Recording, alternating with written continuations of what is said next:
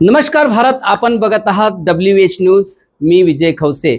आम्ही असतो बातम्यांच्या पुढे, बातम्यांच्या मागे।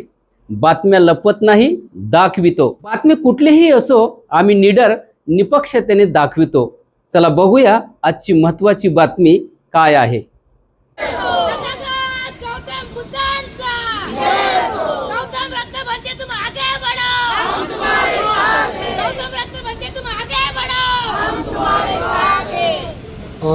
आज मी स्वतः अशोकनगर वालदोनी इथलचा जो प्रकार आहे तो अत्यंत गंभीर आणि सेन्सिटिव्ह आहे। त्याच्यामुळे त्यांनी हा पॉइंट ऑफ इन्फॉर्मेशनच्या माध्यमातून या ठिकाणी तो मुद्दा मांडलाय।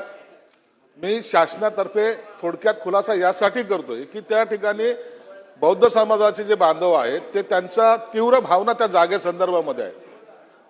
फक्त माहिती सभागृहात यासाठी देतोय की ती जी जागा आहे ते 30 एकर जागा आहे।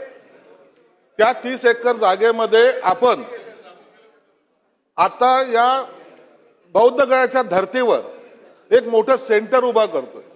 काही लोकांनी जो काही गैरसमज तयार केलेला आहे की ती जागा सरकार घेते आणि तिथे दुसरं काहीतरी निर्माण करते किंवा व्यापारी संकुलन होईल किंवा आणखीन काही होईल, तशा प्रकारचा कोणताही सरकारचा मानस नाहीये आणि ते करणारही नाही। यासाठी माझ्या विभागातर्फे मला जे निवेदन खासदार श्रीकांत शिंदे साहेब असतील आणि इतर सर्व त्या तिथलच्या भिक्खू संघ असेल, तिथलचे कार्यकर्ते असेल, यांनी जे निवेदन दिले होतं त्यानुसार मी एक बैठक आयोजित केली होती।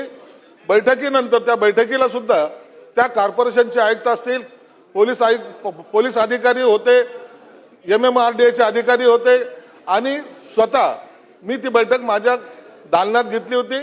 आता जी परिस्थिती जी आहे, सामाजिक न्याय विभागातर्फे एक सदस्यीय समिती प्रधान सचिव त्यांचे अध्यक्ष म्हणून त्यांना नेमलेले आहेत, त्या ठिकाणी बैठक घेतलेली आहे। मी आपल्या माध्यमातून समाज बांधवांना सुद्धा एक विनंती करणार आहे की आपण कोणतेही जे गैरसमज पसरवत आहेत, कोणीतरी असं सांगितलं की बुलडोजर आणलं, गौतम बुद्धाचा पुतळा तोडला, कोणी सांगितलं बाबासाहेबांचा पुतळा तोडला, असे गैरसमज पसरून त्या ठिकाणचं वातावरण हे दूषित करण्याचा प्रयत्न करतात। सरकार ही जी काही कमिटी नेमलेली त्या कमिटीमध्ये फाउंडेशन, बुद्धिस्ट फाउंडेशनची सुद्धा,